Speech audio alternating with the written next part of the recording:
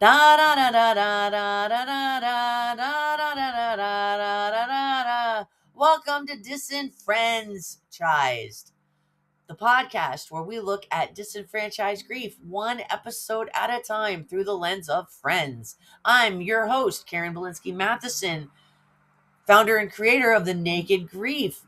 And we are going to be dissecting the one with the evil orthodontist today. Episode 20, Season 1. So today's episode looks like a silly sitcom plot on the surface, and then you realize it's actually a grief buffet. Betrayal, humiliation, identity whiplash, and the I thought I knew who you were kind of grief. We're talking about the episode where Rachel's ex-fiance Barry tries to have an affair with her while he's engaged to someone else. And then Rachel finds out he also cheated on her with the same person that he's now engaged to, her maid of honor, Mindy. So yeah, if you've ever had that I was living in a lie moment, this one's for you. This episode can poke at betrayal trauma, relationship loss, humiliation, and spiraling thoughts that can send you into kind of a negative spiral, asking if you were that naive, that blind, how'd you miss it, and what does this say about me type of stuff. So if this activates you, take a breath, come back later. I totally understand. But for those of you that are ready, let's get on with it. So, again, we are looking at the Friends episodes as a sneaky doorway into grief coaching moments that you didn't know you may have needed. So, I'm not a licensed therapist. My master's is in mental health and wellness. I am a grief coach. So, I'm going to talk in real talk and try really hard not to babble. Although, chances are, as always, halfway through this episode, I will probably flip it so that I make it a personal story in the process. Because everything's always relatable, at least for me. So here's the plan. I'm going to give you a quick recap of the episode, name some of the grief triggers, talk about some coaching moments, and then somehow bring in a personal story. So join me. Ready? Let's get that cup of coffee. Rachel's moving forward in her new life. She's got new friends, new independence, new identity. And then Barry, the ex-fiance that she left at the altar, shows back up. And he's not showing up to apologize or offer closure. He shows up because he wants Rachel back. But the caveat is he is now engaged to Mindy, Rachel's former best friend and maid of honor. So he's like, hey, I still want you. And that's already kind of gross. So Rachel goes on a date with him just to kind of make sure that she's over him. And it stirs up a couple things. It stirs up some old feelings and the question of, am I over him? So she tries to break it off with him and ends up caving, and they sleep together in his dental chair at his office. And then Mindy calls Rachel with an important question. And Rachel is terrified that it's going to be being accused of doing something with Barry. And instead, Mindy's asking her to be her maid of honor. And after Rachel says yes, then Mindy breaks down and says, I think he's having an affair. He came home smelling like Chanel No. 5. I don't wear that. He's got to have somebody in the city. And the last thing Mindy thought was that he would go back to his ex-fiance who humiliated him by leaving him at the altar. So when Mindy drops that bomb and then explains that Barry did that same thing to Rachel while they were engaged, because Mindy was the other woman, Rachel, out of, not sure, revenge or empathy, admits that she had a recent affair with Barry. So the two of them get up the courage and the strength to go confront Barry at his office, and both of them were going to break up with him. Barry defends himself, and he says he loves both of them. And last second, while he's kind of fumbling for words, he picks Mindy and says, it's Mindy. Mindy's who I want to marry. And he walks out of the office to go tend to a patient. And Mindy confesses to Rachel that despite everything, she still wants to marry Barry. She wants to be Mrs. Barry, Dr. Barry Garber, I think is his last name. And Rachel still agrees to stay the maid of honor for their wedding. But I think Rachel lost a little bit of respect for Mindy when Mindy didn't stick to her guns and caved anyway. You've seen him cheat now twice, once on you and once with you. Is that really who you want to have in your life? We all make different choices. That's why we have them. And sometimes love just wins overall. But Rachel does admit to Monica later that after months of wondering whether leaving Barry at the altar was the right decision, she now knows that it was. And that's a huge moment. When you can see that you broke a pattern and stopped making yourself smaller for someone else, that's really, really huge. So the grief triggers in this episode, I'm going to name a couple of them. We've got betrayal grief, which isn't just heartbreak. Betrayal grief is when a person who is supposed to protect your heart is the one who harmed it. So Rachel got this from not only her fiance, but from one of her best friends and maid of honor when they both cheated because they both betrayed her. The humiliation grief of that being a secret between Barry and Mindy, and Rachel felt like an inside joke and felt like she was left looking stupid. The identity grief. Rachel's been dealing with this for a while because when she left Barry at the altar, she lost a version of the person that she thought she would be had she married him. And then the friendship loss, or the secondary loss with all of this. Mindy wasn't just some girl. Mindy was one of her closest friends, and she betrayed her. The fact that Rachel still agreed to be the maid of honor after that says a lot about Rachel, because I don't know that a lot of people would have done that. And then there's the replay loop. How did I miss this? You know, oftentimes we get so caught up in making plans, whether it's a wedding, a graduation, any kind of party that we may, or event, life event, because I've seen it happen even when you're expecting a child. You get so focused on what's going to happen that you sometimes lose sight of those around you and don't realize that they have needs too. What happened that made Barry decide to go start running around with Mindy? Was Rachel not focused on him? Did she stop paying attention? Or did Barry just feel like he needed to make sure that Rachel was the right one? Again, we never really get into Barry's feelings. There's a lot of things that could have complicated all of this, though. And sometimes it's just a matter of falling out of love. It could have been completely mutual, and they just didn't realize it until the day of their I do's. And then there's the complicated closure, because Barry comes back with mixed messages. He's not completely gone, but he's not completely there. He's just left this dangling hook of, I want you. But there's a difference here. There's a difference between being wanted and being chosen.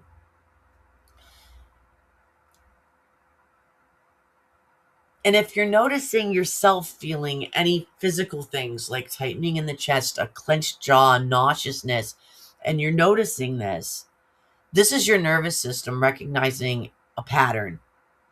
And this is a lot of things that we touch on within the Naked Grief support communities. Emotional trauma can be very difficult to move through. So recognizing the different signs of this to know how to work through it is growth.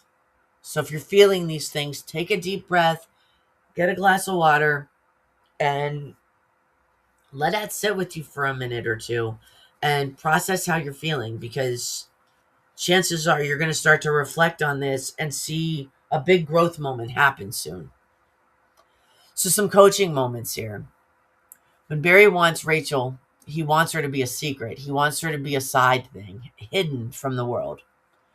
And this is where sometimes people can get stuck, having to settle to be less than to get something that they want. Is that your healthiest move? And this is what I've coached some people on, and I've even done some self-realization on myself. If there's somebody in your life that's with you, are they with you because they're equal to you and it's a true partnership kind of relationship? Are you dominating things and always getting your way? Are you not giving them a voice? Or are they not giving you a voice? Are they telling you how it's going to be? Are they dictating when they show up and when they don't? How intimate things can be or not be? How supportive they'll be when things happen? If you got a flat tire today on the side of the road and you called that person that you think is your top priority, would they show up? Or would they disregard it because now you're in a moment of need and they only want to be there when things are rosy? Sometimes it takes these chaotic moments for us to really see the true colors of the people in our inner circles to determine if that's really where they really should be or not. So why people get stuck is because they want to feel like they matter. They still want to feel desired. And they want to know that, especially if they're going back to somebody, that the reason you were there with them to begin with was because you did feel something. You don't want to ever feel like you were just settling. But somebody wanting you and somebody choosing you are two completely different things. And getting attention isn't the same thing as respect. There are a lot of people out there that are willing to compromise who they are and who they want to become to keep someone else happy and content. That does not necessarily mean it is the right decision. So, if you feel like you may be feeling a little smaller or that you could be settling, you don't have to make a decision on the people that are in your inner circle, but you can take this opportunity to choose you for a little while. Give yourself some self-love. Boost your own self up, because the only way you can really have a healthy relationship with anybody, friendship-wise or romantically, is if you love yourself first.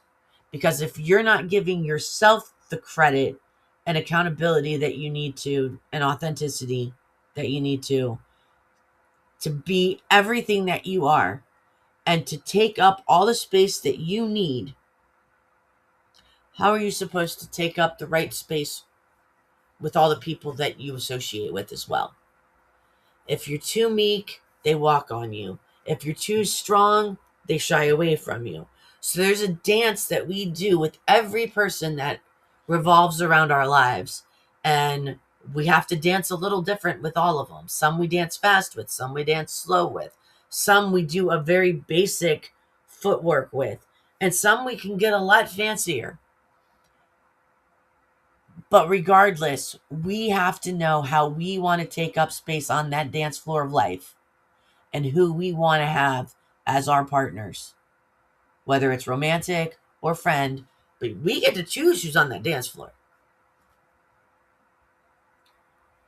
So if someone offers you a role that requires you to shrink, hide, or betray your own values, that's not love, that's a coping mechanism, just fancily dressed. So Rachel's growth in this is the fact that she recognizes that she's changed. She's recognized that she's giving herself the space that she deserves. She's giving herself the respect that she wasn't getting from Barry, but she's giving it to herself. And that's huge. Her growth isn't that she doesn't accept less than anymore. So another coaching moment is that double betrayal. and the I can't believe I missed that Mindy and Barry were running around. She's grieving two losses, the relationship and the friendship. She's blaming herself and denying a little bit of it, the blindness to it, the naivety of it, the I can't believe I missed it. When someone betrays you, though, it's not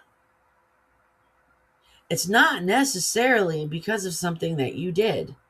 It's circumstance. And yeah, if we spiraled this apart and unwound this thread, I'm sure we would find that there's not just one end to it. There's several. There's Barry's story, there's Mindy's version, and there's Rachel's.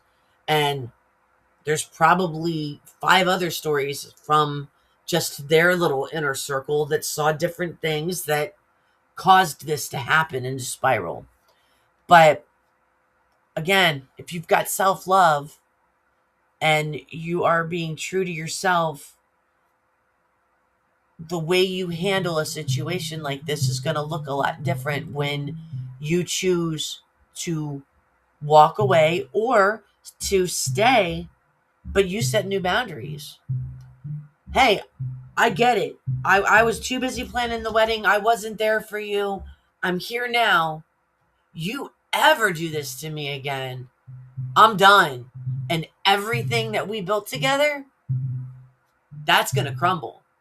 So think about that, Mr. Barry. And now you can decide you still want me or not, because you hurt me.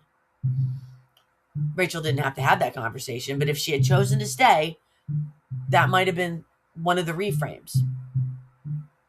So naming real losses is also important once you start to identify patterns, behaviors, and what you really want.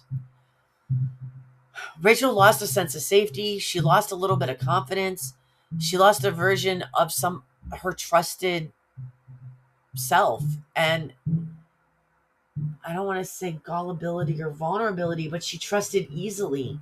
And now she's got to be more guarded and not be so eager to trust those people in her circle. She lost time. And she lost the future that she planned. And time comes back to us in further seasons when she hires Tag. When she hires him and it's her birthday, and then she starts to think about it, and she's like, okay, I'm having fun with him. He doesn't want to get serious. Do I have fun a little longer? Am I going to run out of my timeline for how fast I want to start a family and get married? Can I break up with him now and still make that timeline? And she kind of freaks out. So her clock reset way back here in season 1.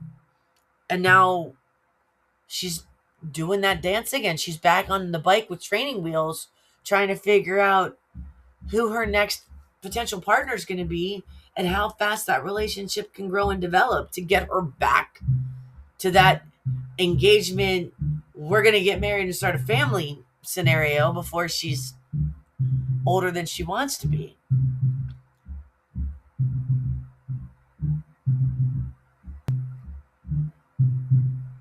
And now that we're 18 minutes in, let me throw in the Chandler storyline. So Chandler starts this episode all excited because he just had the best date in the history of dates for him. And he is spending the entire episode walking around with his little cordless phone, back before cell phones, and freaking out because she won't call him back. And then when he finally draws out a whole script to call her, and he's crumbling paper, trying to make it sound like he's in a restaurant or something, which caller ID was a thing at that point. But anyway, he's trying to make it seem like he's busy. And he finally does get her on the phone, though, and she explains that she had his number wrong. And he comes up with some excuse like, I turned my phone off. And then he really does turn his phone off. And then he's panicking. Am I needy? Am I too needy? Am I asking for connection that's not right? And then she shows up at the coffee house at the end of the episode because she knows he hangs out there, because she wants to make sure he's okay. And his friends all think, Oh, isn't that sweet? And he chooses after she walks out, no, nope, she's too needy. And this is the beginning of us seeing some of Chandler's hangups, because they unravel for a while too. And we start to understand why Thanksgiving's an issue for him, why relationships are tough for him, why he tries to find reasons to not get attached, and why he keeps getting attached to Janice.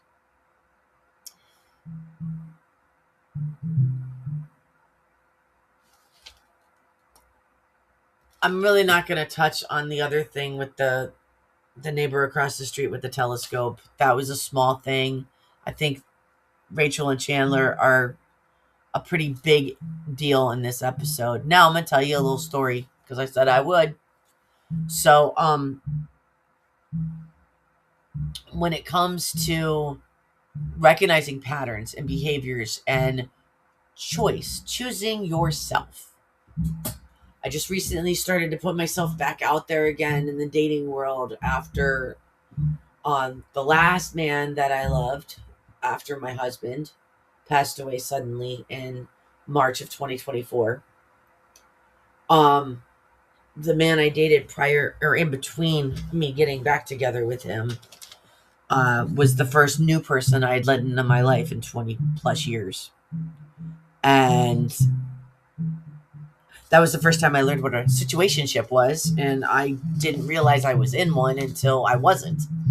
So, as I've been putting myself back out there in the dating world, I've started to recognize patterns and behaviors of myself, and I've recognized that I used to make myself smaller in order to stay in relationships.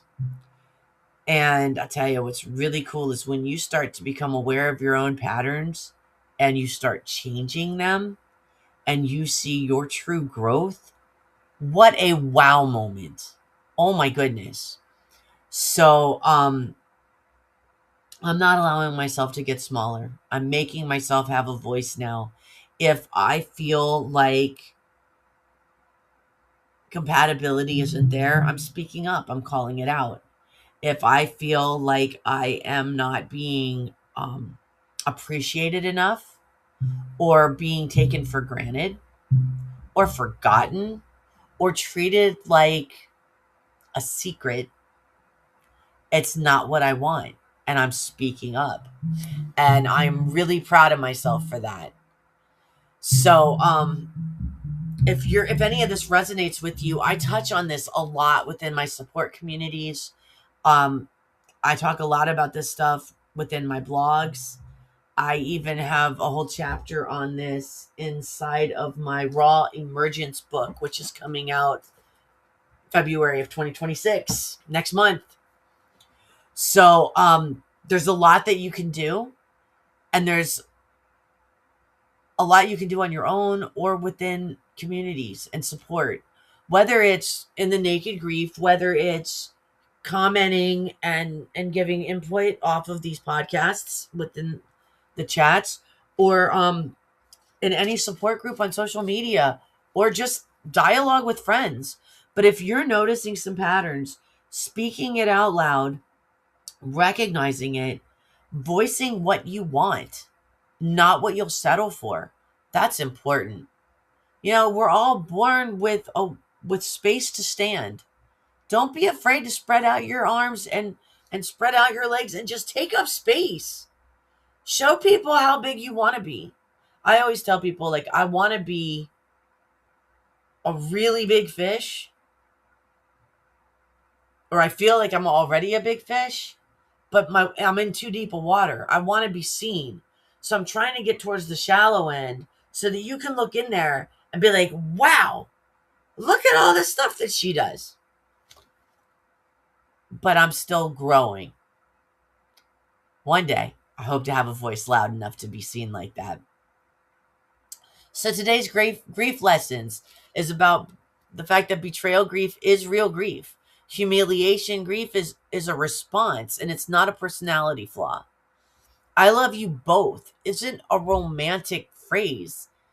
It's entitlement. And you can leave a relationship and still grieve it. Confirmation can be a form of closure, as we saw with Rachel, and wanting connection isn't needy, it's human. But you can choose what kind of connection that is. You have the right to establish boundaries. If somebody doesn't want to respect them, they don't need to be in your circle. And charm, lastly, does not cancel out boundaries. So recognize things, be open to it, and we'll see you next time. In the meantime, if this episode hits something, follow the show for more grief coaching insights pulled from friends. To learn more about my work, visit thenakedgrief.com. And if you are interested in the support communities, you can check that out there. And keep an eye out on my newest book, Raw Emergence, coming into Amazon in February 2026. And it will be joining the likes of the 3 books that are already out on the Grief Garden series. I've got volumes 1 and 2, which are story collections. And then I've got my 3rd one, which is a holiday version called When the Magic is Gone. It's the first holiday for my eagle family without the mama eagle sore. Volume 2 of the Grief Garden series, just so you know, is a little heavy. It's the whole life and love story of Promise the eagle, his wife Soar, and the growing family when Fortitude, their son, comes into play, and how Promise and Fortitude move forward when Soar is no longer a part of their lives. It's heavy, but bibliotherapy is much like cinema therapy. Sometimes we need that relatability, and if you can identify with eagles instead of people, maybe it'll be a little less in order to give you more.